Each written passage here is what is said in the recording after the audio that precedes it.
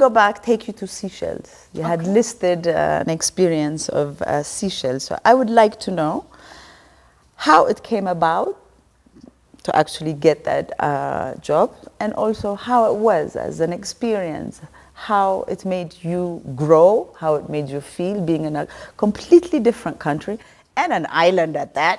Yes. How were you even able to work? That's actually a very, very, very critical question. How are you able to work on an island? Exactly. Apparently, I happen to be one of the very few busy people on the island. That point in my life, I wanted a job outside of Ethiopia because I feel like it was time to explore beyond what I have known for about 15 years by that time since I started working. So I was telling my friends who have connections across the continent. So I said, I want work in another African country. One of my friends had a meeting in Seychelles, and he was just talking with his colleagues, the people he met there. And one of those people on the table, on the dinner table, said, you know, I have a newspaper and I want a journalist, a reporter. I couldn't find the kind of person I want here, but I would like to get someone to take my newspaper to the next level. And my friend saying, well, I have a friend in Ethiopia. She's a journalist. She's been working in media.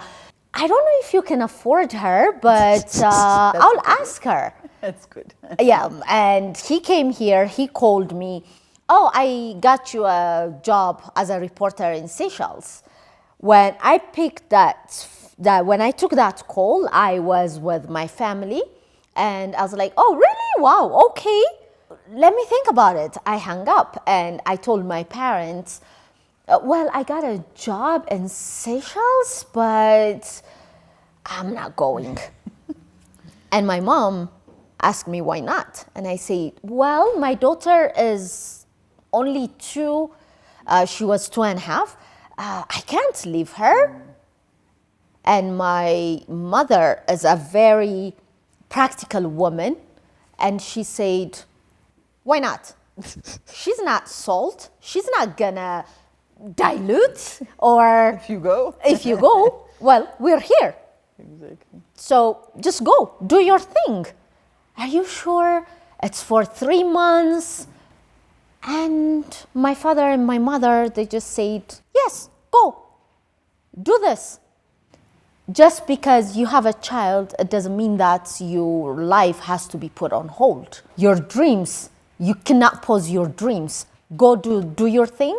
We're gonna take care of her. Actually, look at you. You turned out to be okay. We raised you, didn't we? So we'll be okay with your daughter. Exactly. She will be okay with us. Actually, I trust them more than I trust myself on her. So yeah, I went there.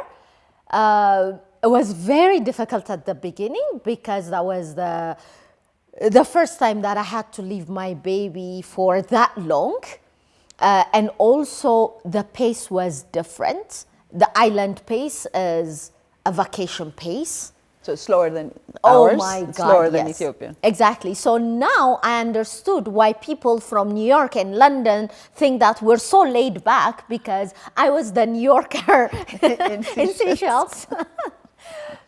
And that moment gave me the time to reflect on my life, even as a mother.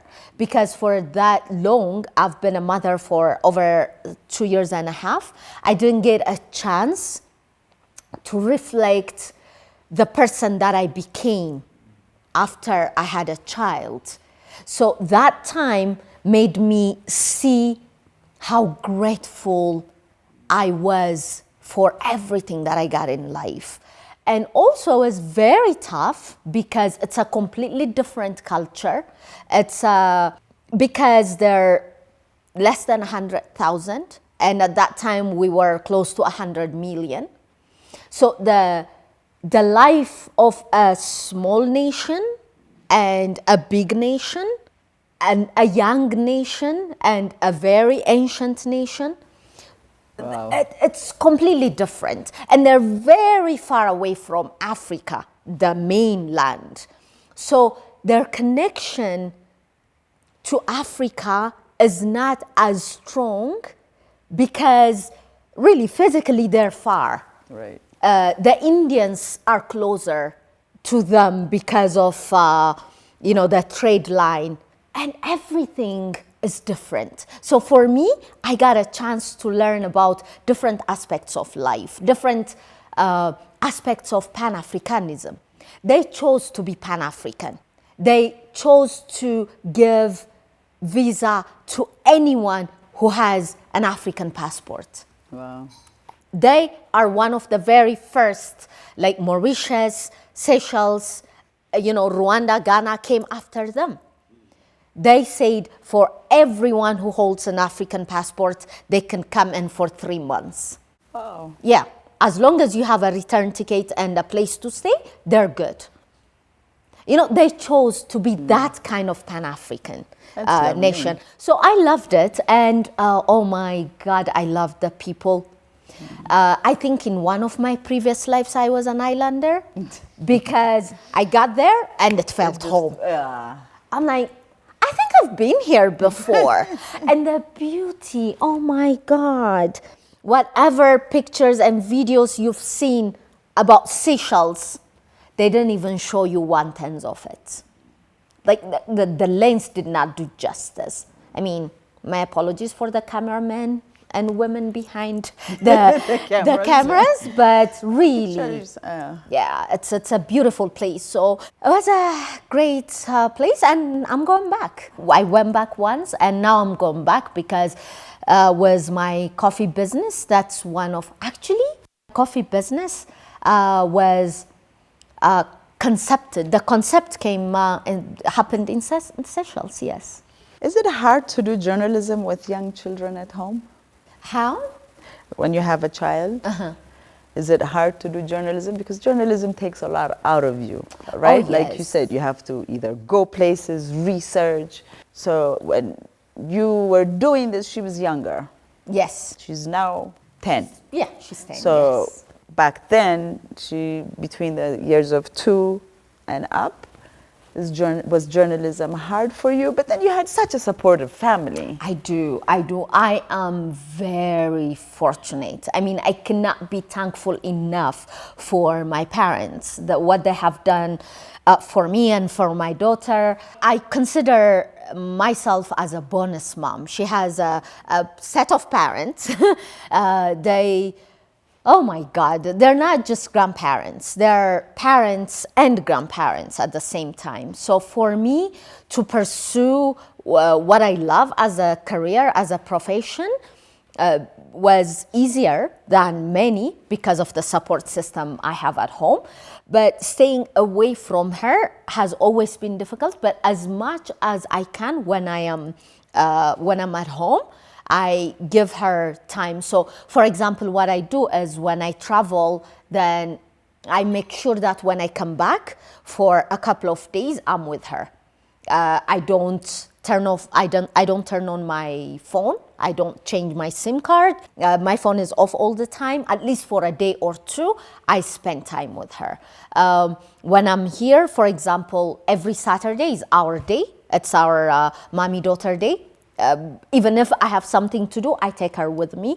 So, and I also, whenever I get a chance, I take her to my workplace, to what I do, so that she can see when I'm away, she knows that why I'm away. It makes it easier for both of us when she knows that I'm doing that. So, for example, when I used to do the travel show, yes, I'm away for a few days, for a week or two, but when I come back, I show her, like how long it took when I went there and some of the places we go together afterwards.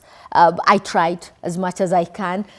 Even she's my travel buddy right now. I take her every time she has a school break.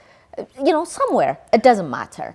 So she gets that experience. Exactly. So in that, by doing those things, I try to make it easier for both of us to cope up with, my days away from her.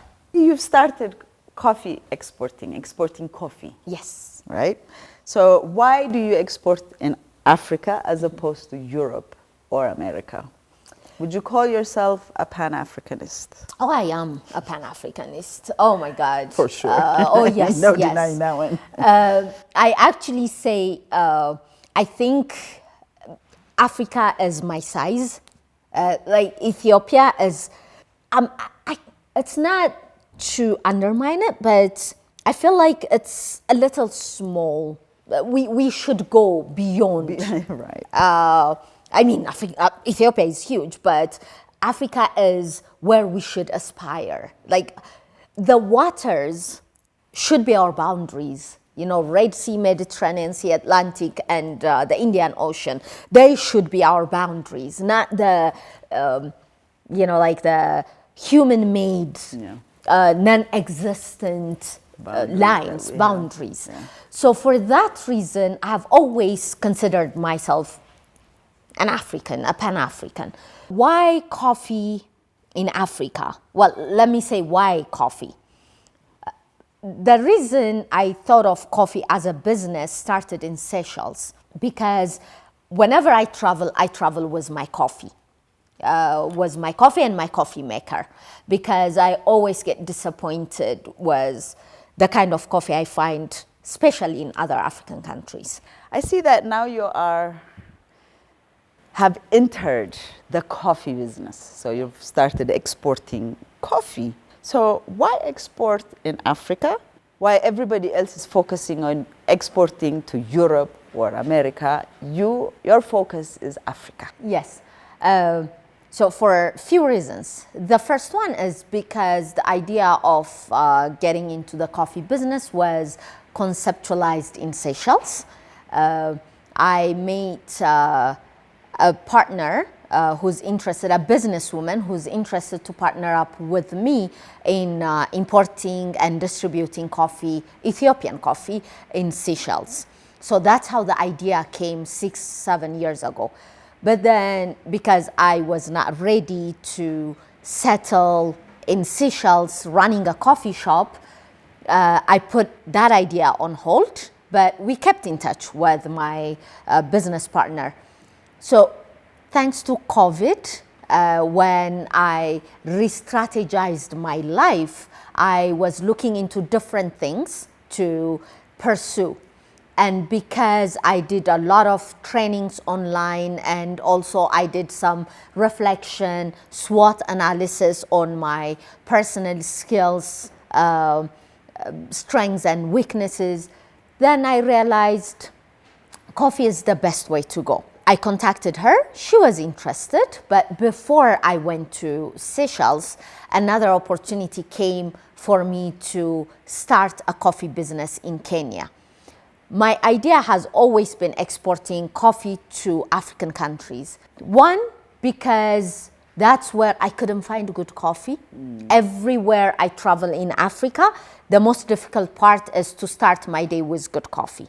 So I travel with my coffee and my coffee maker for the last 9 years now. And for that reason, I saw a gap in the African market. Yes, African countries produce amazing coffee. Even in Kenya, they produce great coffee. They export everything that they produce. What is left in Kenya is really not good coffee. So I realized there are coffee drinkers in Kenya and in other African countries that want to have good coffee, but they couldn't find it, even if they have the money. So why not exporting premium Ethiopian coffee within Africa? And also, I wanted to get into mostly roasted coffee export business. So for export coffee, all you need is connectivity.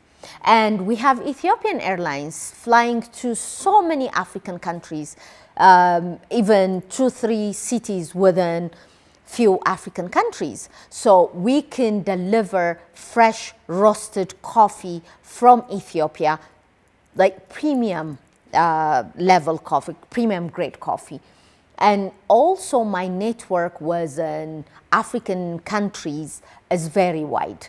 I have colleagues, I have friends, I have people I know very well who can partner up with me into importing coffee within their countries. So I was looking into that, that opportunity, and the first country is Kenya. I already set up a business, so we just start exporting coffee into Kenya. We have an outlet in Lamu. So didn't I tell you I was an islander in the previous life? Yes. And then I am trying to be an islander even in this life, even though I'm from the mountainous city of Addis. Next stop is Seychelles. I'm traveling in few days to Seychelles and set up another business. Zanzibar is another place I'm looking at. And then once I cover East Africa, then I go to the West. Ghana and Nigeria are the countries that I am currently looking at into, exporting my coffee, Ethiopia, and also opening up a coffee shop, because exporting the roasted coffee is the first phase of my business. The second phase is also doing green coffee, exporting green coffee, because I will have an outlets, not just one. We'll have outlets and we'll start roasting and selling fresh coffee on the location. So Africa deserves the best. Absolutely. And why do we have to get good coffee that is exported from Africa all the way to Europe, processed, and come back and be sold in Africa with a price that's tenfold? It's ridiculous. I really do not get that concept. And I'm here to play my role into, to change that narrative. I think when we export raw coffee is where I think we lose. Definitely. Because that same coffee could turn around and come back to us. Exactly. Or to other African countries. Exactly, yeah. And it's not Ethiopian coffee that we get back. It's coffee that's taken from Africa and mixed with other coffees.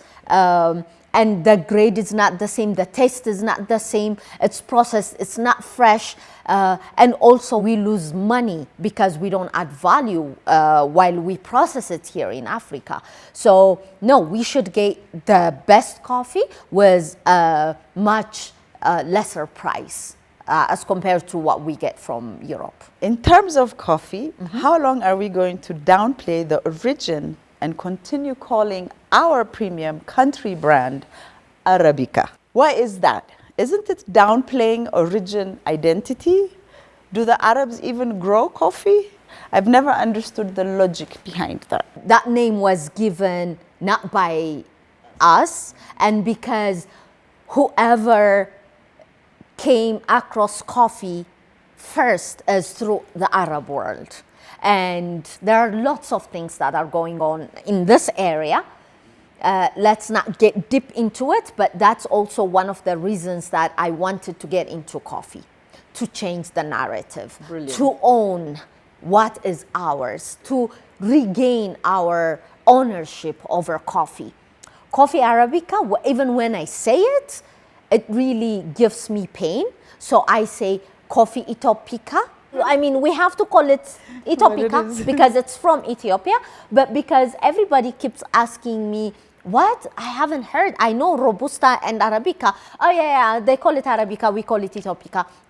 I even asked around few people how we can change that, but So we have to rebrand it. It has some implications, legal implications, patent implications, but we have to get into that battle very soon. So who owns the patent? Honestly, I don't know, but That's a very good one. For the name, I really don't know. But that requires another battle, which I'm not ready to get into right now. No, I don't think it's your battle either. I think it's, as a country, we have to wake up, just the same as our TIF. Exactly. We almost lost our TIF, but we were strong enough and we got it back. Yes. So the same might happen to our coffee. It should, and we need to get organized to get into that battle. I think that should be our next Adwa.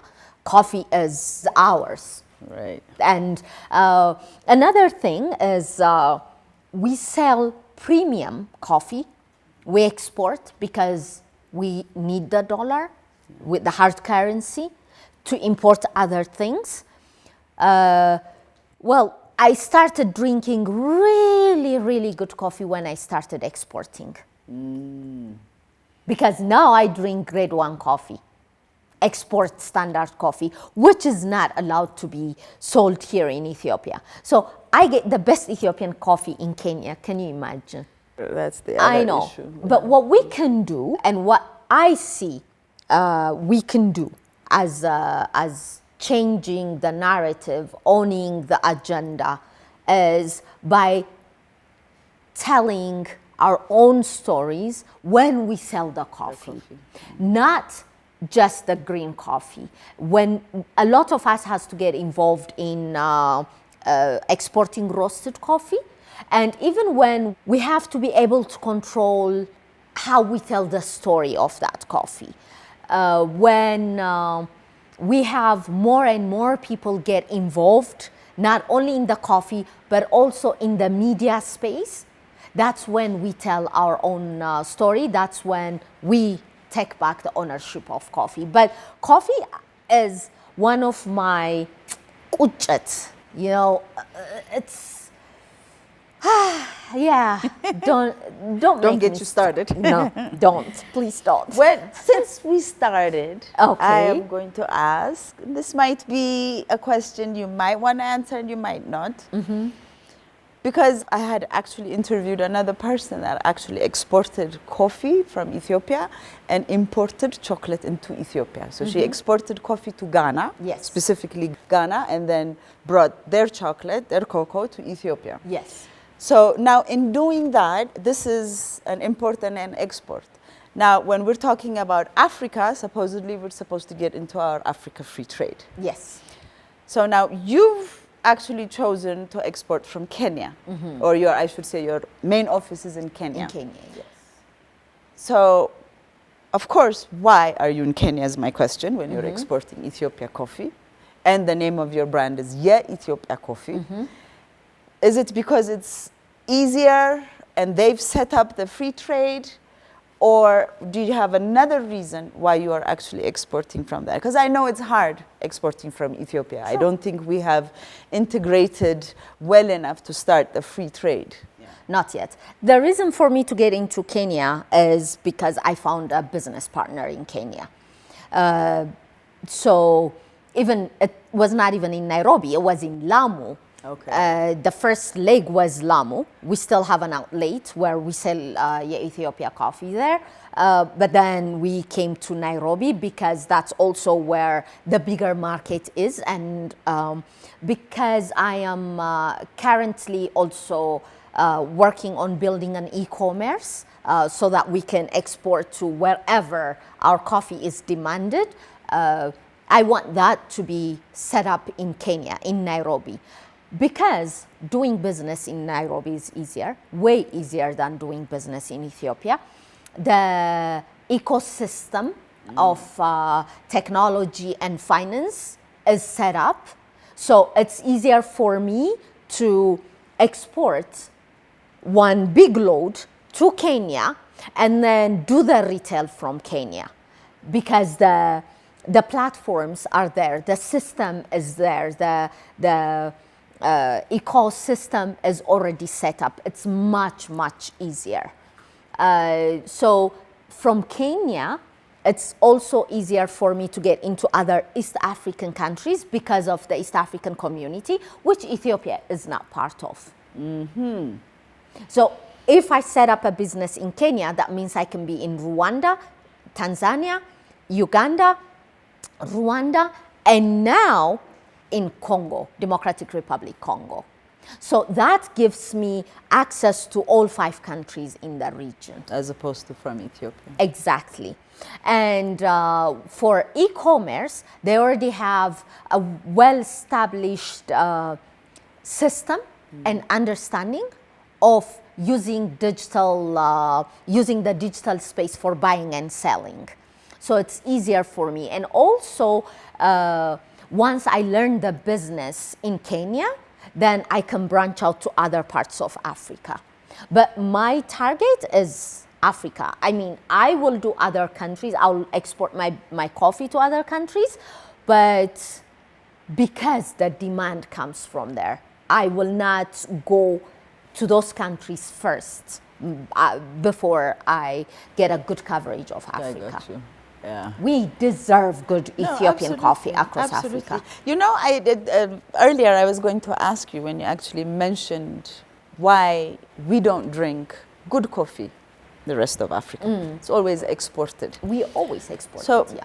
do other African countries drink as much coffee as Ethiopians? Not the locals. Not the locals. Interesting. So that's why everybody was puzzled when I told them I'm about to export to Kenya. They're like, aren't they tea drinkers? I know. Oh, yes, they are. So who are you sending it? Who are you selling it to? People like myself, the tourists, the expats, the Kenyans who were exposed to good coffee but couldn't find it within their own country. And those are the people that are waiting for me to get them good Ethiopian coffee. Okay. And there are thousands of those kinds of people in all African countries, even in Seychelles. Because Seychelles, they're like 90-something thousand, but at any time, they're over 110,000. They have about 10,000 tourists and expats in Seychelles at any one time, who are waiting, looking for good coffee. So and Ethiopia has it. Exactly. And I am the one who carries that coffee with me. And so I got a name in Lamu, actually, Mama Kahawa. Kahawa is coffee in Swahili. Okay. So I'm Mama Kahawa in Lamu. Oh. So Mama Kahawa coming all over Africa. Beautiful. So the explosion of the internet is very helpful in your field, huh? Definitely. Definitely. Even in Ethiopia, things are changing now. The policies are changing in finance and in the digital space. So I am going to take advantage of that as well. Has Ethiopia gotten into the e-commerce? A little bit within but ourselves. Globally. But globally, because, I mean, we can, but it's very discouraging. The process of exporting. For example, my own experience from a few weeks ago, I was in Nairobi and I needed a sample, 10 kgs, to be sent for me. So whether you export 1 kg, 1 ton, or 1 container, the process is the same. Ooh. You have to go through all the processes through National Bank, the customs. So it's very discouraging to send one item via e-commerce or just 1 kg, 10 kg, as opposed to 1 container. So I couldn't just put it in the mail for you and just send it out overnight? If it is sample, like 2-3 kgs, you can. You can DHL it, you can use UPS, AMS. But if it is 10 kgs, it's not sample anymore. Yeah, it's not. So those kinds of bottlenecks really discourage us from using e-commerce and letting people enjoy Ethiopian coffee across the world. So in Kenya, as opposed to Ethiopia, it's much easier to export it, from based in Nairobi. I mean, it still feels awkward. An Ethiopian coffee company based in Nairobi and sell it to the world. But for now, that's the easiest way for us to do. In order to also stay in the business. That's true. Yeah. That's true. Because we can't start something and then because of whatever issues we have as a country, then your business gets cut in the middle. Yeah.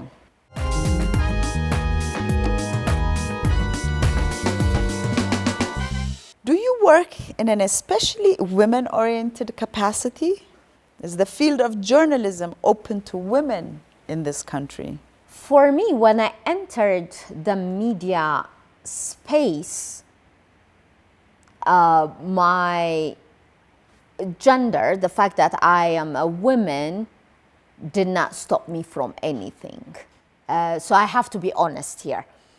My first boss at ETV was a woman, a very, very supportive, uplifting woman, ፍጹም. And when I started writing, my editors at Time Out, the editor-in-chief and my direct editor were women.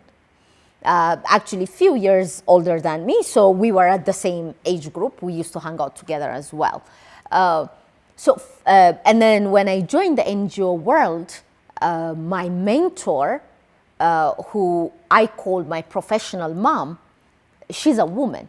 She actually shaped me the person that I am when it comes to professionalism. Her name is Warqiye. So after that is when I started working with men, especially in the media world.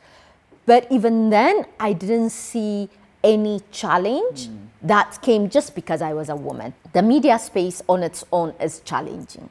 There are so many hindrances. Yeah. It's the same for men and women, at least in my experience. And also the people in media that I looked up to in Ethiopia have been women. I mean, of course, Eleni Mokrea. I grew up listening to her name, your mother. She's a phenomenal woman.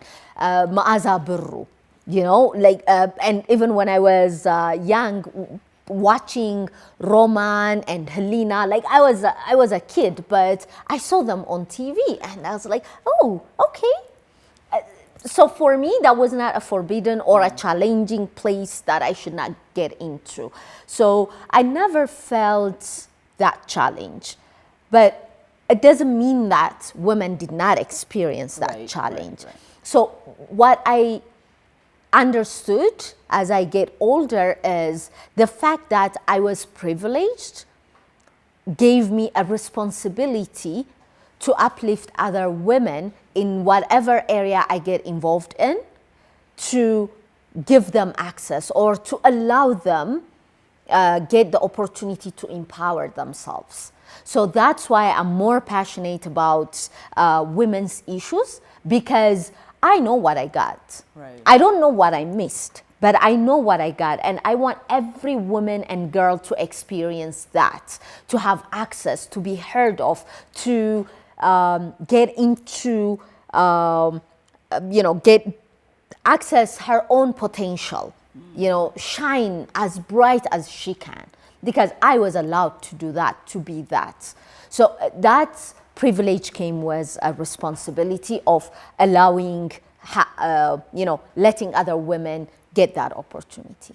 I think the way you grew up, the way you were so lucky to meet all these amazing women that were able to mentor you, actually, doesn't show you the other side, because you're just chucking forward. Exactly. And everything has been good for you. Exactly.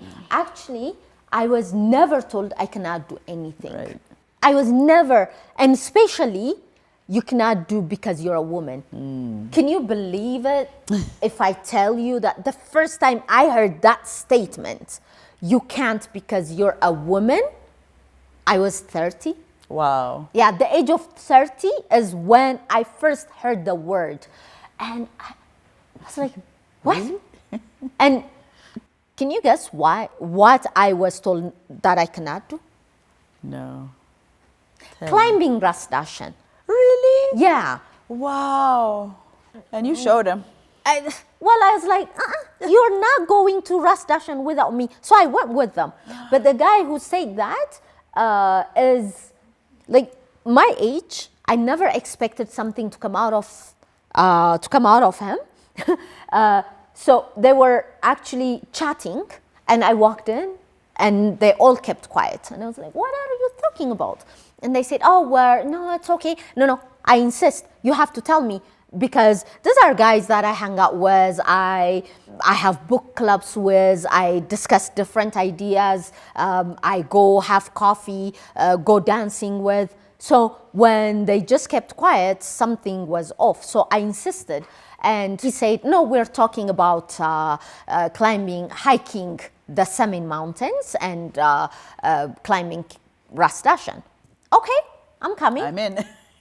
And he's like, no, we're just doing it. Like, why? But I'm coming with you because we do everything together. Nothing special about climbing Ras Dashan.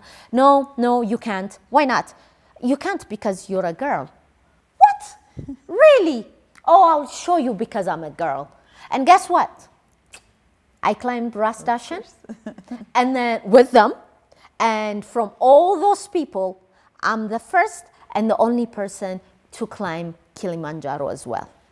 Wow. Did Yeah. you know that before? You didn't know that. Or you climbed it after? After. Oh, okay. So I said, Brilliant. you know what? From Ras Dashan, I'm going. Kilimanjaro, I'm coming. I asked them, everybody was busy with different things, with life. And I decided, you know what, before I hit 40, I have to climb Kilimanjaro. And I did it. Bravo. This is going to be our last question. Oh. And I'm going to get personal on this one. Okay. What drives you? What is your main passion? And do you have a hobby? And also how you spend your leisurely time? Okay, how I spend my leisurely time is by hanging out with my friends. I have really, really interesting people around me, so I enjoy their company. So when I'm in town, I do that. When I have longer time, I travel. And hanging out with my daughter is something that uplifts me every day. Seeing her, enjoying her time with me, and me enjoying my time with her.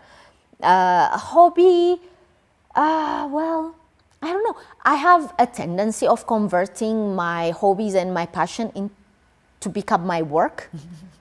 So travel, coffee, talking. You know, even when I went to school, I did literature because I love reading and I love analyzing what I read. So I went to literature just for that reason. Journalism, I love sharing what I learn. I am very inquisitive, so I made it my career. But I like to play games. I enjoy that a lot. When you say games? Yes, kind on of my games? mobile, Oh, okay. hiking, exercising. So recently I happened to enjoy running. So that became something, that became a new addition to my routine. So yeah, actually these are the things. But what drives me, it's not just one thing, but what drives me is living a better day than the previous one. That really drives me. Whatever I do, seeing people get something out of it, that drives me. So, for example, when I see people drink my coffee and, you know, like seeing that facial expression, Of that first sip. enjoying, asking for more coffee, like that's something that makes me do this more and more. It was difficult because this is the first time I got into a business of selling a product. I've been selling my service, you know, like as a producer, as an events person. I've been doing this. I've been in business, but not a product. This one is different. There is logistics, there is operations, there is the Ethiopian side, there is the Kenyan side. It's so challenging. Like there were days where I asked myself, why am I doing this? Why did I get into this? But every time I see people enjoying that coffee and saying, oh my God, I heard a lot about Ethiopian coffee, but this is my first pure Ethiopian coffee. And That really drives me. So when you give me your time, you give me your money, you give me your attention, and you get something out of it, the least, if that makes you smile, then I'm a happy person. So next day, I wake up to get that same affirmation of what I am doing. So I think these are the combination of my drive, waking up and waking out of the house every morning. Well said.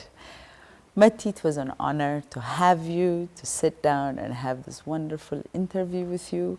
If you have anything that you think we have missed that our audience should hear, please, this is the time. Because thank you so much for having me. My pleasure. It's such an honor, a privilege to be here. And Afreeqa, even the word, the sound, ka, is what you use. And I really loved it. Congratulations. Thank you. I can't wait to see the show going to places. What can I say? Well, I mean, we as Ethiopians, we have so much potential, so much wealth, so much richness that we have, that we can export, that we can introduce and reintroduce to the world. When they tell us we're poor, it's because they're lying. It's because they want to cripple us. It's because they want us to buy that narrative. We're not poor. We're not third world or like the bottom of the pyramid, whatever they call it. We're not. But because they keep telling us time and again, we believed it. We are now functioning as poor, as a country of poverty. No, we're not. But the moment they tell us we're poor and we still see them coming to us, we still see them not leaving, we have to ask why. Why?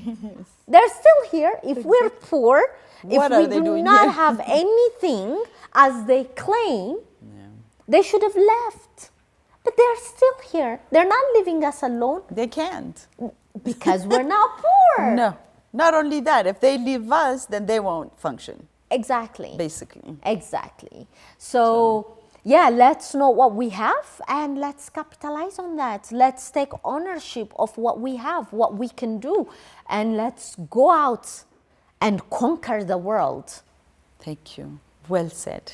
Thank you. I thank you very much for coming to our studio and allowing us to have this conversation with you. Thank you very much for everybody for tuning in. This is your host, Katsalawark Seifu, and the name of the show is Afreeqa. Good day.